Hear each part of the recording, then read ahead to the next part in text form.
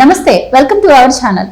నమస్కారం సార్. నమస్కారం మా గోవర్ధన వీక్షకులు కూడా నమస్కారం సార్. వైసీపీ ప్రభుత్వం అధికారంలోకి వచ్చాక రాజధాని రైతులను ఎంత అవమానకరంగా చూసిందో, ఎంత ఇబ్బందులు పెట్టిందో మనందరికీ తెలిసిన విషయమే. అయితే 3-4 సంవత్సరాల పాటు విస్తృతంగా కూడా వాళ్ళు ఉద్యమాన్ని కొనసాగించారు. ఇక వాళ్ళ కష్టాలు తీరిన సందర్భం వస్తుంది, ఇంకా టీడీపీ గెలవబోతుంది అనుకుంటున్న టైంలో ఇప్పుడు కూడా రాజధానికి సంబంధించినటువంటి అక్కడ కరెంట్ బండిల్స్ ఇవి ఏవైతే ఉంటాయో అవి ఇప్పుడు రిజల్ట్స్ కు ముందు వైసీపీ ప్రభుత్వం హడావుడిగా తాళించేస్తుంది అని వార్తలు అయితే వస్తున్నాయి. అసలు ఎందుకు ఆ సామాగ్రిని తాళించడం జరుగుతుంది అంటారు సార్? ప్రభుత్వం అనేది ఒక ఉందాగా వ్యవహరించాలమ్మా. ఇప్పుడు ఏ ప్రభుత్వం అయినా సరే రాష్ట్రంలో అన్ని ప్రాంతాలు కూడా ఆ ప్రభుత్వ పరిపాలనలో ఉండే ప్రాంతాలే. అట్లా ఒక ప్రాంతంలో ఉండే సామాన్లు తీసుకెళ్ళి ఇక్కడ భూమిలో పాతిన పైపులు కూడా తీసుకెళ్ళి ఇంకో ప్రాంతంలో వాడుకుంటున్నారంటే కక్కిన కూడుని మళ్ళీ ఎత్తుకుని తిన్న పరిస్థితిగా కనపడుతుంది. ఇలాంటి ప్రభుత్వాన్ని గతంలో మనం ఇప్పుడు కూడా చూడలేదు. మీరు అన్నారు, ఇప్పుడు రాజధాని అమరావతి రైతులు 5 ఏళ్లుగా పోరాటం చేస్తున్నారు. మంచి ఉధృతంగా పనులు సాగుతున్న సమయంలో ఈ ప్రభుత్వం మార్పిడి జరిగింది. ప్రజలు కూడా ఆశపడ్డారు. చంద్రబాబు గారు 2014 నుంచి 19 వరకు 10,000 కోట్ల రూపాయలతో భవనాలు కట్టించాడు. రాజధానికి కావాల్సిన మౌలిక సదుపాయాలను ఏర్పాటు చేశాడు. ఇతను కనుక వస్తే ఇంకా యువకుడు ఇంకా ఎన్నో చేస్తానంటున్నాడు.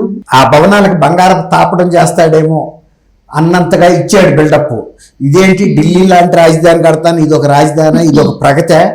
నేనైతే అసలు ఇక ఢిల్లీకి పోటీగా రాజధాని వస్తుంది మనకి. అలాంటి రాజధాని మన ప్రజారాజ్యం ప్రభుత్వం వస్తుంది ఇప్పుడు 2019లో అని చెప్పాడు. అదేదో నియంత్రిత ప్రభుత్వం అన్నట్టు ఈ ప్రజాప్రభుత్వం అని వాళ్ళు నమ్మారు. ప్రజలు నమ్మి ఓట్లు వేసిన తర్వాత పరిస్థితి ఎలాంటి పరిస్థితి వచ్చింది? ఇప్పుడు నువ్వు చెప్పినట్టు 5 సంవత్సరాల నుంచి ఆ రైతులు, మహిళా రైతులు నిరాదీక్ష చేస్తున్నారు.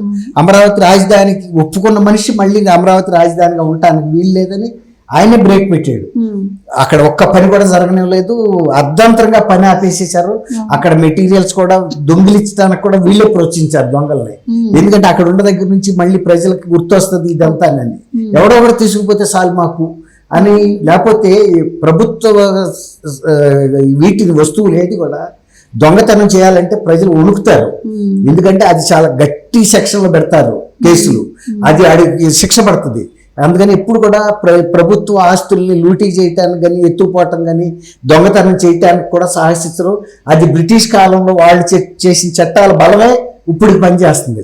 అయినా కూడా వీళ్ళు ప్రోత్సహించి వీళ్ళకి సంబంధించిన మనుషుల్ని రాత్రికి రాత్రి వచ్చి మీరు టిప్పర్లో వేసుకుపోండి, సిమెంట్ కట్టలు వేసుకుపోండి, స్టీల్ వేసుకుపోండి, మీ ఇష్టం, కంకర వేసుకుపోండి, అన్నీ ఆఖరికి రోడ్ల మీద పరిచిన కంకర రోల్ చేసిన తర్వాత కూడా మీరు తవ్వుకు తీసుకుపోయి మీరు ఏదో ఒకటి ఉపయోగించుకోండి, అమ్ముకోండి అని చెప్పి ప్రోత్సహించారు. అందులో ఇంకో భాగంగా ఈ మధ్య కాలంలో just before elections Buggana Rajendranath Reddy గారి నియోజకవర్గం డోన్లో అక్కడే కొన్ని గ్రామాల్లో మంచినీటి సరఫరా పథకం అమలు చేయలేదని అసంతృప్తిగా ఉండి వీళ్ళకి వ్యతిరేకంగా ఓటేస్తామని వాళ్ళు బెదిరిస్తే వీళ్ళ దగ్గర డబ్బులు లేక అమరావతిలో పైప్ లైన్లు మట్టిలో పూడ్చి, అంటే లైన్లు వేసేసిన వాటిని మళ్ళీ తవ్వి పొక్క లైన్లతో ఆ పైప్ లైన్లు బయటికి తీసి కొన్ని లారీల్లో వేసుకుని తీసుకుపోయారు. ఇలాంటప్పుడు ఏం జరుగుతుందంటే ప్రభుత్వ ఆస్తి ప్రభుత్వే దొంగతనం పనులు చేస్తుంటే మధ్యలో వాళ్ళు కూడా ఎవరైతే ట్రాన్స్పోర్ట్ చేస్తున్నారో ఈ కాంట్రాక్టర్లు కూడా వాళ్ళు కొంత లేపేస్తారు. దానికి లెక్కే ఉంది, అది దొంగ సొమ్ము. ఎంత వస్తే ఆడికి చేరినాడికి అదే సార్లు మధ్యలో కొట్టేసిన వాళ్ళు ప్రశ్నించలేరు కదా. చేస్తున్నదే దొంగ పని అయినప్పుడు వీళ్ళు కేసు పెట్టలేరు కదా. పెట్టారనుకో, నువ్వు ఎక్కడి నుంచి తీసుకెళ్తున్నావు, ఆడెందుకు తీసుకెళ్తున్నాడు, ఎక్కడి నుంచి ఎక్కడికి వెళ్తుంది, ఈ కథ అంతా బయటకు వస్తుంది. సూది కోసం సోదికెళ్తే రంకులన్నీ బయటపడి అని ఊళ్ళలో పాత సామెత ఉంది. అట్లాగే కనుక ఇప్పుడు ఈ కేసు కనుక వెళ్తే ప్రజలందరూ దృష్టిలో పడుతుంది. ఇట్లా పైపులు తవ్వుకుని తీసుకెళ్తున్నారంట ఫలానా రాజేంద్రనాథ్ రెడ్డికి అని. అట్లాంటి పరిస్థితి వీళ్ళే సృష్టించారు. సీడ్ రోడ్ అని, అది చాలా పెద్ద, అంటే మెయిన్ లైఫ్ లైన్ రోడ్లు ఎన్ని పెద్ద కంకర కూడా హైవేలో వేసినట్టు వేస్తారనమాట. 2 feet లెవెల్లో కంకర వేసి అవన్నీ బెడ్ వేసి అవి కూడా మొత్తం కంకర అంతా లేపేశారు. ఈ రకంగా వాళ్ళు ప్రభుత్వ ఆస్తిని ఏదో ఒక రూపంలో, తర్వాత కొన్ని బ్రిడ్జెస్ కోసం వేసిన ఫుటింగ్స్ని కూడా తవ్వేశారు. ఎందుకంటే అవి మళ్ళీ ప్రజల దృష్టిలో పడి, ఓహో ఇది ఇక్కడ బ్రిడ్జి కడుతున్నారా, చంద్రబాబు కడుతున్నాడా అని.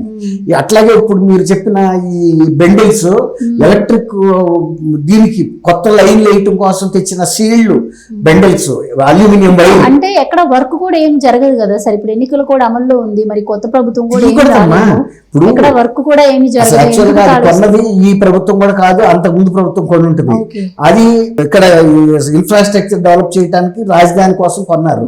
అవి ఖాళీగా ఉన్నాయి, వీళ్ళు ఏం డెవలప్ చేయట్లేదు, ఒక్క పైసా ఖర్చు కూడా పెట్టలేదని నేను చెప్పా కదా ఇందాక. అవి అక్కడ ఉన్నాయి కాబట్టి వాటిని ఇక్కడ ఎందుకు ఉంచాలి? విశాఖపట్నంలో అచ్యుతాపురం, మరి అది ఎవరి కాన్స్టిట్యున్సీ, మరి ఆ కాన్స్టిట్యున్సీలో చేయటానికి తీసుకెళ్లిపోతున్నారు. అసలు ఒక దాని కోసం తీసుకొచ్చిన దాన్ని ఇంకో దానికి తీసుకెళ్ళటానికి అసలు ఇప్పుడు అవకాశం ఇది ఎట్లా ఉందంటే సార్, అంటే ప్రభుత్వం అక్కడ సామాన్లు కొనకి ఇక్కడ నుంచి అక్కడికి తీసుకెళ్తే మరి ఇక్కడ ఉపయోగపడాల్సిన అక్కడికి ఎందుకు తీసుకెళ్తున్నారంటే ఇది ప్రాంతాల మధ్య కూడా చిచ్చు పెట్టే అవకాశం ఉంటుంది కదా. ఇప్పుడు అమరావతి రైతులకు ఆ చిచ్చు రేపడం కోసం ఇలా చేస్తున్నారు. అమరావతి రైతులు ఆవేదన చెందుతున్నారు. వాళ్ళకి ఇంకేముందమ్మా, మిగిలింది ఏముంది, బూడిదే. ఇప్పుడు అన్ని సంవత్సరాల నుంచి అంత బాగా జరిగి ఒక రాజధాని, ఇప్పుడు హైకోర్టు అక్కడి నుంచి పనిచేస్తుంది, శాసనసభ అక్కడి నుంచి పనిచేస్తుంది, సచివాలయం అక్కడి నుంచి పనిచేస్తుంది. అయినా కూడా ఈ రాజధాని కాదు, నేను ఎక్కడికో తీసుకెళ్లిపోతాను అంటున్నాడు కదా.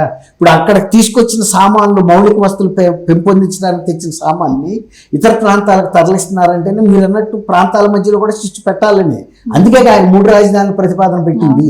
కానీ 3 రాజధానుల్లో ఎక్కడ కూడా ఆయన ఒక్క బ్రిక్ కూడా పెట్టలేకపోయాడు. ఇప్పుడు ఈ బెండల్స్ తీసుకెళ్లిపోతున్నారంటే కొన్ని, ఇప్పుడు ఇందా నేను చెప్పా కదా, సపోజ్ అక్కడ ఒక 50 ఉన్నాయి అనుకోండి, ఆ తీసుకెళ్లే క్రమంలో ఎవడో అవకాశం ఉన్న కాడ అధికారులు కొన్ని నొక్కుతారు, కాంట్రాక్టర్లు కొందరు నొక్కుతారు, ఎవరి లాభం ఆడిదే. అక్కడ జైలు జారుతాయి, దానికి ఏం లెక్కే ఉంది. ఇప్పుడు అనుకుంటే ఏంటంటే ఇంకో గొప్ప విషయం, అక్కడ కొన్నట్టు కూడా మళ్ళీ బిల్లులు చూపిస్తారు వీళ్ళు, అది డ్రా చేస్తారు. అర్థమైందా? అక్కడ కొన్నట్టు ఇవి కొత్తగా ఆర్డర్ చేసి కొన్నట్టు ఏదో ఒక బినామీ కంపెనీ పేరు మీద బిల్లులు రైజ్ చేసి వాళ్ళకి పేమెంట్ చేసినట్టు చేస్తారు. ఎంత దోపిడీ! దోపిడీ రాజ్యం, దొంగల రాజ్యం అంటారు చూసారా, ప్రభుత్వం కూడా అందులో భాగస్వామైంది. అది విషయం. ఇంటి వాడు ఎప్పుడన్నా దొంగలతో చేయగలిపిన తర్వాత అంటారు కదా, ఇంటికి దొంగని ఈశ్వరుడైనా పట్టలేడని. ఇప్పుడు ఇంటి దొంగే ఈ పనులన్నీ చేయిస్తున్నాడు. ఇట్లాంటి నీచమైన ప్రభుత్వం ఎక్కడ ఉండదు, రాదు కూడా. ఎన్నుకున్న ప్రజలు కూడా వాళ్ళు చూస్తున్నారు ఇవన్నీ, వీళ్ళు చేస్తున్న చేష్టలన్నీ దొంగ పనులు. తర్వాత పైప్ లైన్ తవ్వుకుని వెళ్ళటం ఎక్కడన్నా చూసారా? అందులో రాజధాని లాంటి అమరావతి, అక్కడ 3 ప్రధాన వ్యవస్థలు ఆల్రెడీ పనిచేస్తున్నాయి. ఆ పైప్ లైన్ తవ్వుకెళ్తే రేపు మళ్ళీ వాళ్ళకి నీళ్ల సప్లై ఎట్లా చేస్తారు? అసలు ఏం ఆలోచన లేదు. ఇక బుగ్గన రాజేంద్రనాథ్ రెడ్డి గారు డ్రోన్ నియోజకవర్గ కేంద్రమో లేకపోతే ఒక ఊరు ముఖ్యమా, రాజధాని ముఖ్యమా? అమరావతి నువ్వు ఒప్పుకోకపోవచ్చు, నువ్వు ఎన్నాళ్ళు ఉంటావు, రేపు 4వ తారీఖుతో నువ్వు పరిపాలన కూడా అక్కడ నుంచే కదా సాగింది. అదే ఇప్పుడు దాకా సాగింది. 5 ఏళ్ళు ఆయన మరి మారుస్తానన్న పెద్ద మనిషి ఇదిగో ఈ పండగ ఆ పండగ అన్నాడు, కానీ వైజాగ్ తీసుకెళ్ళింది లేదు రాజధానిని, పరిపాలన రాజధానిని. వాళ్ళు వైజాగ్ ప్రజలు కూడా కసి మీదే ఉన్నారు, ఇతను మాటల మనిషే కానీ చేతల మనిషి కాదు, ఇలాంటి వాటితో వేస్ట్ అని. అందుకే రేపు 4వ తారీఖుతో సర్దుకుని వెళ్ళిపోవటమే మూట మిల్లి. ఈ బండిల్సే కాదు, వాళ్ళు కూడా వెళ్ళాలి అదే లారీలు ఎక్కి.